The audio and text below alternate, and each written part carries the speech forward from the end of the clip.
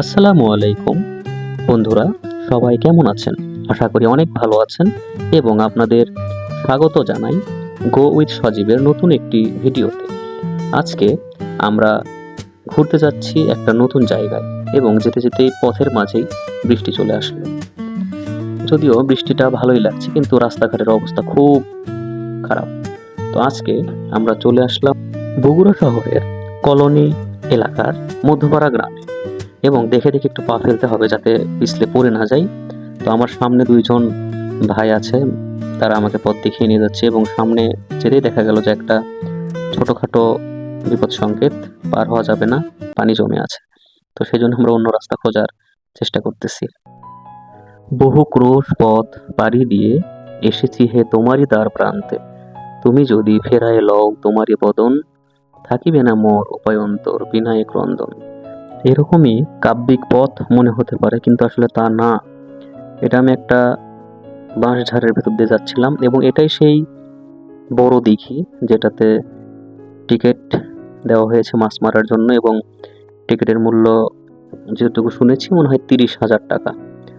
তো কিছু কিছু মাছ দেখা যাচ্ছে, অনেকে মাছ সংগ্রহ করে তুলে রেখেছে। তো মাছগুলো দেখলাম এবং চারদিকের পরিবেশটা অনেক সুন্দর এবং দেখা যাচ্ছে আইর মাছ এগুলো, এবং মানুষ মাছ মারাকে একটা উৎসব হিসেবে আশেপাশের এলাকার লোকজন, মহিলা সবাই মাছ ধরা দেখতে এসেছে এবং এটাই এই এলাকার প্রচলন বলা যায়। প্রতি বছর যেহেতু টিকিট ছাড়ে এই জন্য।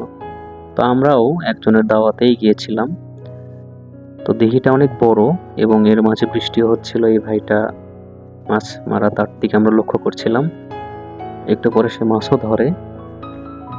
তখনকার বৃষ্টির পরে খুব সুন্দর রোদ উঠেছিল এবং পরিবেশটা অনেক সুন্দর লাগছিল। তখনই দেখা গেল রংধনু।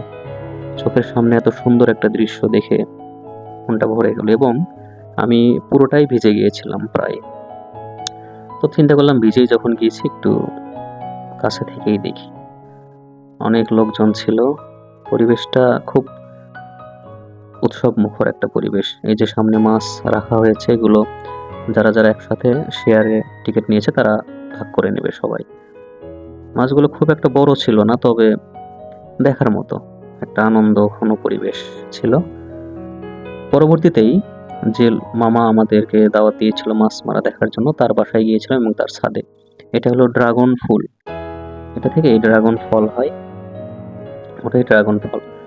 তো পরবর্তীতে উনি আসলে আমাদেরকে একটা ড্রাগন ফল পেড়ে খাওয়ালেন টাটকা। তো এটা অনেক সুস্বাদু ছিল এবং মিষ্টি।